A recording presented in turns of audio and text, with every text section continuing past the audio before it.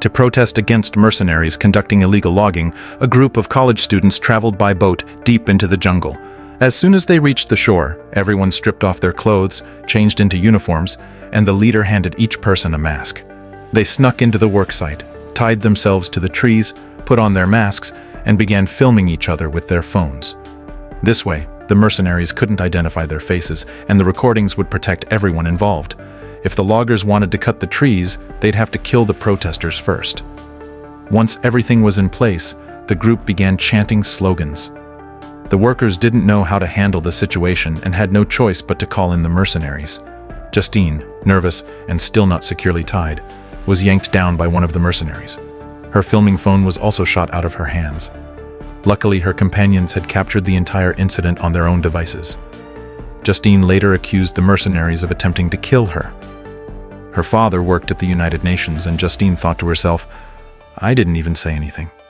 How did they know?" Just then, the mercenary leader received a phone call. Unexpectedly, the tactic worked.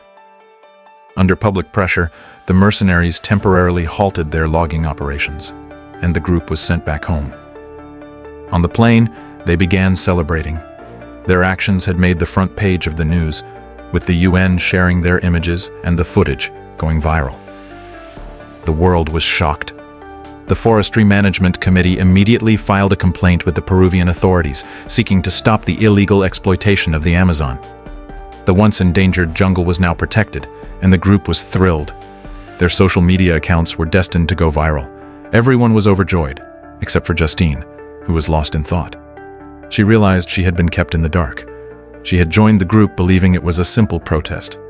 Alejandro, the leader, told her bluntly, "Without your father, you're nothing." It was clear now. They had only recruited her because of her father's influential position at the UN. She had been part of their plan all along. Before they could revel in their success for long, the plane suddenly malfunctioned. The mercenaries in Peru had sabotaged it. They couldn't let the group leave alive. The plane quickly crashed into the Amazon jungle.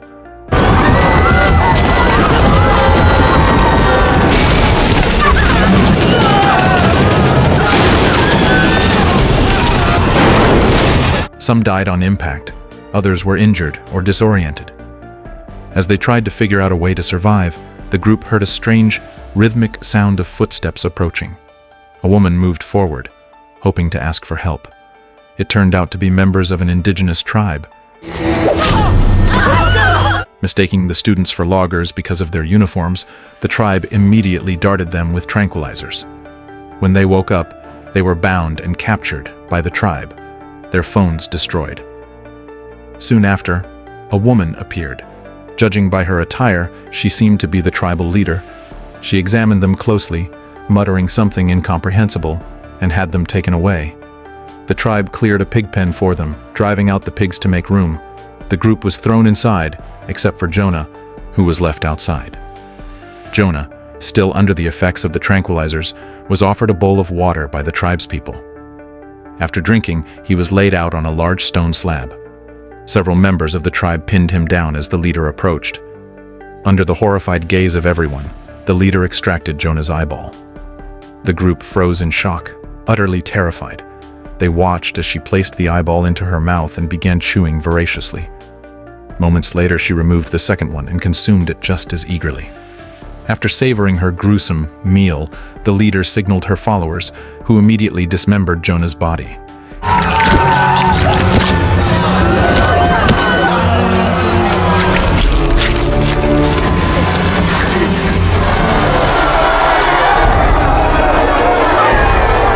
His remains were then seasoned with herbs and carried to a large oven for roasting. Soon, the aroma of roasted meat filled the air. One member of the group vomited on the spot. This was no drill. Everything was real. Amy, completely terrified, lost all composure and could no longer function. As night fell, the remaining members of the group finally calmed down enough to start planning their next move. They noticed that the top of their cage wasn't particularly secure. After some discussion, they decided to lift Amy up to try and climb out. Suddenly, an arrow struck her in the shoulder and another embedded itself into the wooden bars. Amy collapsed unconscious. It became clear that escaping wouldn't be easy. When dawn arrived, a young child from the tribe took an interest in the whistle Justine had around her neck. Realizing this, Justine began blowing the whistle in an attempt to win the child's trust. Before she could make progress, the tribe's leader entered, summoning all the women. The women were taken to a platform without explanation. The leader commanded the women accompanying him to tear off their clothing and use a horn to penetrate each of the women. When it was Justine's turn, the horn was stained with blood. The leader held it up to show the tribe, symbolizing that Justine was pure, then ordered her to be sedated. The group couldn't fathom the tribe's motives. They knew they needed to escape soon because Jonah's remains would only last the tribe another 2 days. After that, one of them would undoubtedly be next. Daniel grabbed Alejandro's phone, which had no signal, and set a ringtone. He then lifted Lars and threw the phone outside the cage. The guard, hearing the ringing, walked toward the phone. Using this opportunity, they pulled Samantha out of the cage. The group knew that only one person had a chance to escape, so they pinned their hopes on Samantha. Whether Samantha managed to escape remained a mystery. Justine was returned to the cage, her body smeared with an unrecognizable substance. Later, a few children came by to deliver food. The tribe didn't want their captives to starve. Fresh meat was important to them. Seizing the opportunity, Justine used her whistle to try to gain the children's trust and perhaps secure their help. Alejandro scoffed at her efforts. "That won't work. You're better off eating something and saving your strength if you want to escape tonight," he advised. Though the food was barely edible, it was better than nothing. After Amy finished her portion, she noticed a tattoo on the meat, Samantha's tattoo. The horrifying realization that she had eaten her friend overwhelmed Amy. Unable to cope, she threw her bowl to the ground and took her own life, desperate to reunite with her best friend. The group was in shock, but it was too late. Amy was gone. They carefully stuffed toxic materials into Amy's body, knowing it was their only chance. When the tribe roasted Amy, the poison dispersed into the meat. They hoped it would incapacitate their captors, even for a short time. Alejandro, meanwhile, remained aloof and unhelpful. Frustrated, Daniel confronted him. "You're supposed to be the leader here. Instead of trying to escape, you're wallowing in defeat." Before the argument could escalate, the tribe intervened, prohibiting any fights among the prisoners. Moments later, the tribal leader entered. Seeing Amy's lifeless body, he wasted no time. He dismembered her on the spot, dividing her into 8 pieces, which were promptly roasted. The group, horrified, watched the entire process, silently praying that their plan would work. To their relief, the poison began to take effect. One by one, the tribespeople collapsed, unconscious. Seizing the opportunity, the group prepared to flee. However, Alejandro, ever self-serving, grabbed a short sword fashioned from a wooden stick and stabbed Lars. His reasoning was brutally simple. He didn't want to escape, but he was too afraid that no one would come back to save him. He had to take someone down with him. As Lars cried out in pain, Justine and Daniel sprinted into the mountains, leaving Alejandro and the chaos behind. They navigated through a herd of cattle and pressed on into the dense jungle. By this time, the tribespeople had regained consciousness. Alejandro, in an act of self-preservation, offered Lars as a sacrifice to distract them. The tribespeople descended upon Lars, unleashing a savage beating. Lars succumbed to the brutal attack, dying in the chaos. By nightfall, Justine and Daniel finally reached the site of the plane crash. Their comrades' bodies had already been skewered like beads on a string. While they were searching the corpses for a phone, they had no idea that tribespeople had already arrived. When they regained consciousness, Daniel was being brutally beaten by the tribe's leader, and Justine's body was painted with strange substances. At that critical moment, a tribesman returned, carrying the severed head of a logger, signaling that the jungle was being cleared. With a single command, the leader rallied the warriors to pick up their weapons and fight back, leaving only women and children to guard the camp. One of the children untied Justine and brought her to Daniel.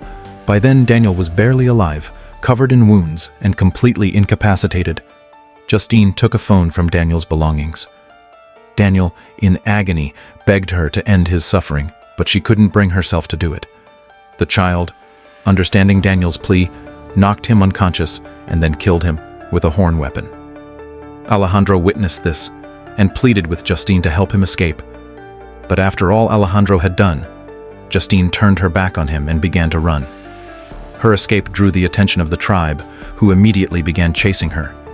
The child guided Justine to an exit, and as a parting gift, she gave him her whistle. The others caught up just in time to see her say something to the boy.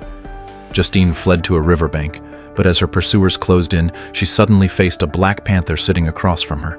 She was trapped, with no choice but to press forward and risk everything. Luckily, the panther didn't attack. The tribespeople laid down their weapons, as the panther was a symbol of their god. Before Justine could run far, she came across a fierce battle ahead, tribespeople clashing with mercenaries. Armed only with primitive weapons, the tribespeople were no match for the mercenaries. Even their strongest warriors fell in the fight. Seeing the one-sided carnage, Justine quickly raised her hands and in fluent English shouted, "Stop! Don't shoot!" She held up a phone in her hand. The mercenaries instantly recognized that she wasn't one of the tribespeople.